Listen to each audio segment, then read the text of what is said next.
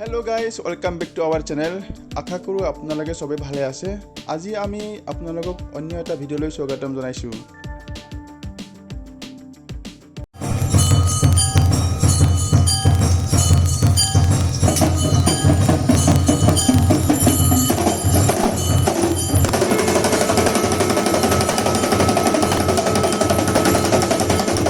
আজি আমি আহিছো এটা ধাৰ্মিক ঠাইলৈ।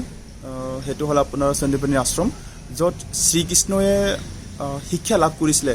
সেই গুৰুৰ ওচৰতে কৰিছিলে, সন্দীপনী মুনিৰ ওচৰত। আমি ভিতৰলৈ আহিলোঁ। ভিতৰত অহাৰ লগে লগে ধুনীয়া এটা পৰিৱেশ।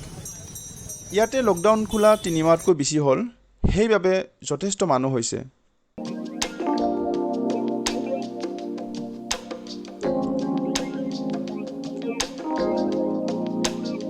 আশ্ৰমখন উজ্জয়ন চিটিৰ পৰা প্ৰায় 5 কিলোমিটাৰ দূৰৰ হ'ব। এই আশ্ৰমলৈ প্ৰতিটো দিনতে দেশৰ বিভিন্ন ঠাইৰ পৰা মানুহে দৰ্শন কৰিবলৈ আহে। আশ্ৰমখন প্ৰায় 5000 বছৰতকৈও বেছি পুৰণা বুলি কোৱা যায়। মন্দিৰৰ ভিতৰভাগ আৰু মন্দিৰৰ গাতে লাগি থকা কিছুমান শিলত কটা মূৰ্তি দেখি পাওঁ। এই নন্দীৰ মূৰ্তিটো চাওকচোন, যোনটো প্ৰায় 5000 বছৰ পুৰণা বুলি মনা যায়। ভাবিলে আচৰিত নালাগেনে? সেই তেতিয়াও যে ইমান ধুনীয়াকৈ হাতেৰে কাটি কাটি মূৰ্তি বনাইছিলে।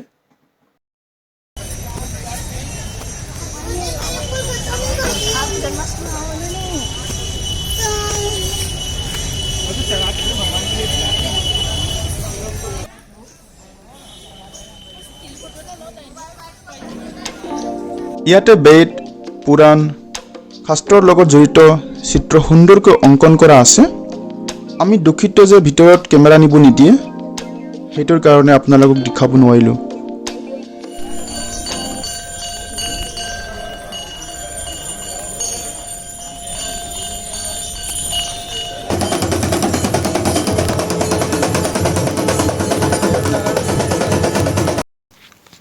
আশ্ৰমৰ ভিতৰতে থকা এজন ব্যক্তিক আমি লগ পালোঁ, যিয়ে মহৰ্ষি সন্দীপনী মুনি আৰু भगवान श्रीकृष्णर सरुकाলৰ বিষয়ে কিছুমান ভাল লগা কথা ক'লে।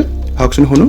गुजरात में डाकोर जिला, हाँ, वहाँ के रहने वाले थे। अच्छा, तो वहाँ से फिर इन्होंने क्या कि अपने पत्नी को लेके वहाँ कुछ चला नहीं उनका रोजगार, तो काशी चले गए। काशी, हाँ, काशी चले हाँ, गए। हाँ। तो काशी में क्या है कि वहाँ भी इनका दाना पानी नहीं पूरा नहीं हुआ। हाँ, तो माता पार्वती को सपने में आदेश हुआ अच्छा, कि आप उज्जैन जाओ और उज्जैन में वहाँ आश्रम खोलना, तो आपका दिनचर्या और खाने पीने का सारे इंतजाम हो जाए। हाँ जी, तो उस वक्त क्या था कि यहाँ जंगल ही जंगल था।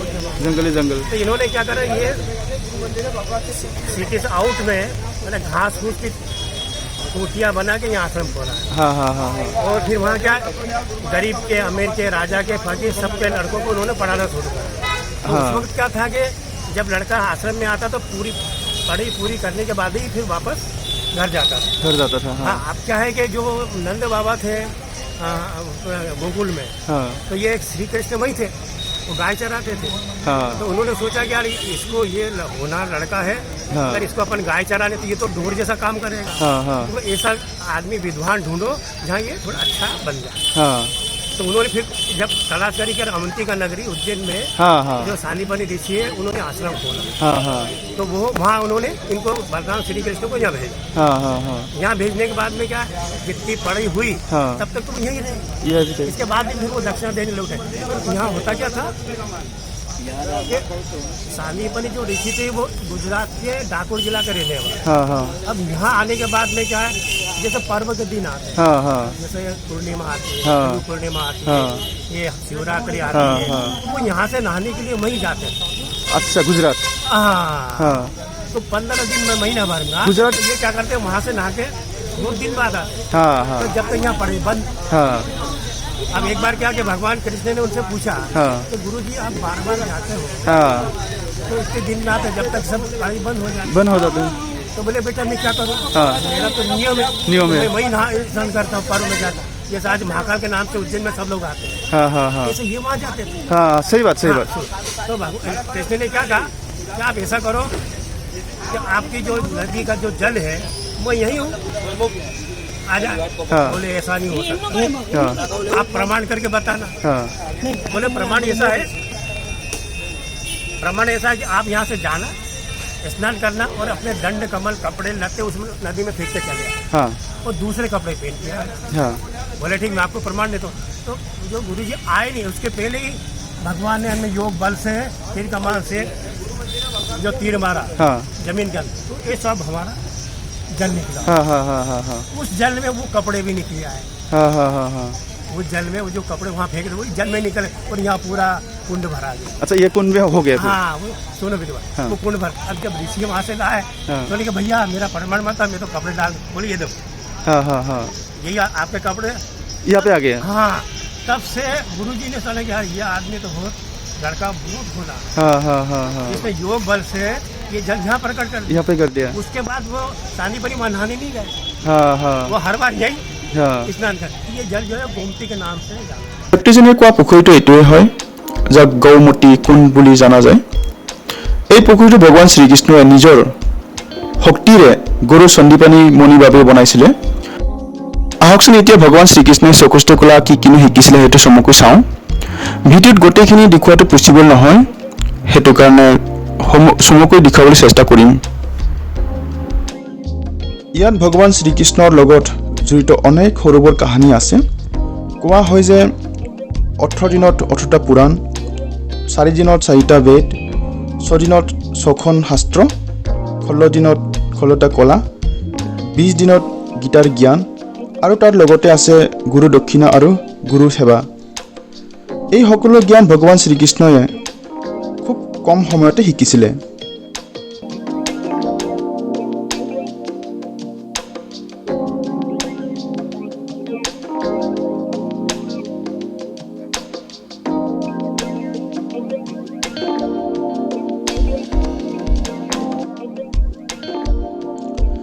এই আশ্ৰমখনত ভগৱান শ্ৰীকৃষ্ণৰ লগত জড়িত বহুত কাহিনী আছে। শিক্ষা শেষ হোৱাৰ পাছত মহাৰাজী সন্দীপনীয়ে ভগৱান শ্ৰীকৃষ্ণক ক'লে, আপুনিতো নিজে ভগৱান হয়, মোৰ ওচৰত যিমান জ্ঞান আছিলে সব দি দিলোঁ, মই এতিয়া কি জ্ঞান দিম? তেতিয়া ভগৱান শ্ৰীকৃষ্ণয়ে গুৰু দক্ষিণা দিব খুজিলে। তাৰ পাছত মহাৰাজীয়ে নিজৰ পত্নীক গুৰু মা হিচাপে গুৰু দক্ষিণা খুজিবলৈ ক'লে। গুৰু মায়ে খুব ভাবিলে আৰু ভাবি চিন্তি নিজৰ মৃত পুত্ৰ পুনৰ দত্তক জীৱিত কৰিবলৈ ক'লে। তেতিয়া ভগৱান শ্ৰীকৃষ্ণই প্ৰকৃতিৰ নিয়ম ভাঙি গুৰুৰ পুত্ৰক জীয়াই দিয়াৰ কাহিনী আছে।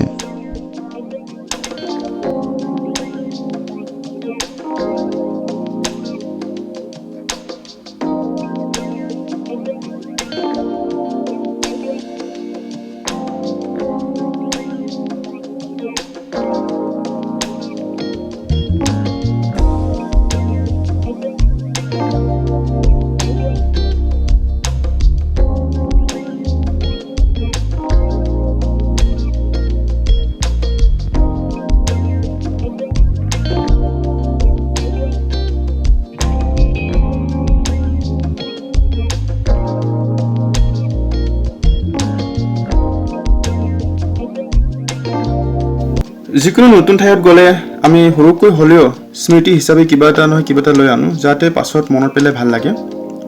আজি আমাৰ যাত্ৰা ইয়াতে শেষ কৰিলোঁ। আশা ৰাখিলোঁ ভিডিঅ'টো চাই আপোনালোকে ভাল পালে। হেল্ল' ফ্ৰেণ্ডছ, ভিডিঅ'টো চাই কেনেকুৱা লাগিলে? যদি ভাল পালে তেতিয়া প্লিজ লাইক এণ্ড ছাবস্ক্ৰাইব কৰিব। Bye bye.